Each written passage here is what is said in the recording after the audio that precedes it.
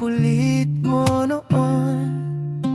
Tinanggal mo ang upuan ko, bumagsak ako sa sahig, di ko malimot.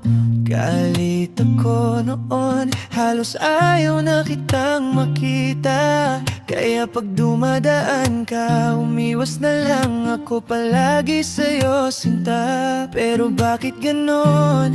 Habang tumatagal, pag nakikita ka, may kung anong nagbabago sa'kin, totoo mahal.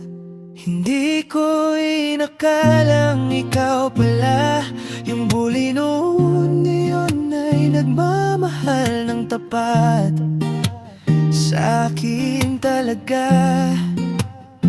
Mula sa sakit hanggang sa saya, ikaw yung kwento na di ko sukat. Akalain na magtatagal pa. 3 taon, 4 na buwan na tayong magkasama, at ikaw pa rin ang pinipili ko, Justine, araw-araw sinta.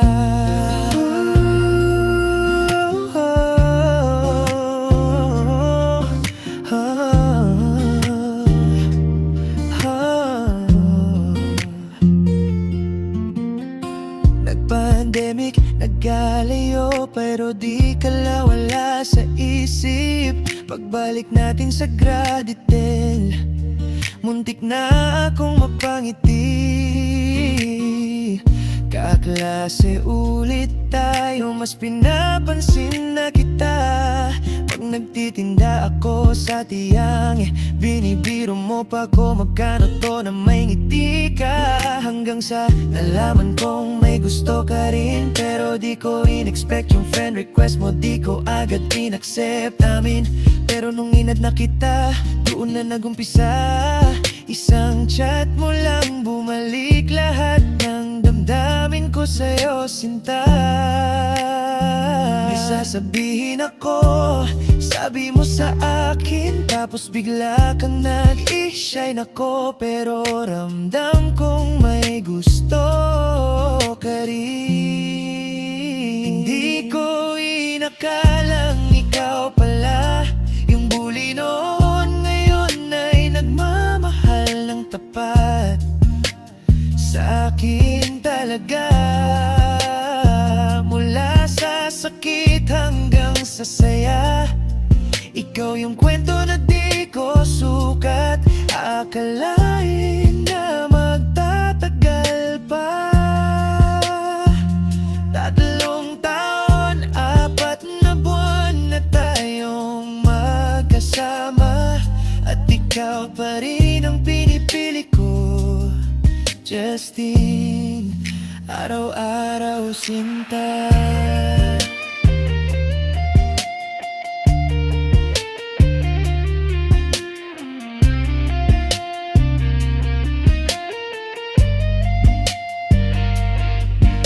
September 16, 2022, sinagot kita kasi ramdam kong totoo. Nagpaalam ka ng maayos, marunong rumespeto, at mula noon ikaw ang naging tahanan ko. Give and take, kahit may away, nagkakaintindihan pa rin sa huli. Masaya, mahirap minsan, pero ikaw pa rin, at sana ikaw pa rin hanggang dulot muli. Hindi ko inakalang ganito pala, na yung taong iniwasan ko dati ang magiging dahilan ng ngiti ko ngayon. Totoong totoo, walang halong biro. 3 taon, 4 na buwan, at patuloy pang dadagdag. Ikaw ang home ko, kahit saan pa tayo mapadpad. Justine, ikaw at ikaw lang talaga. Noon, ngayon, at sa lahat ng bukas, ikaw pa rin ang mahal ko, sinta.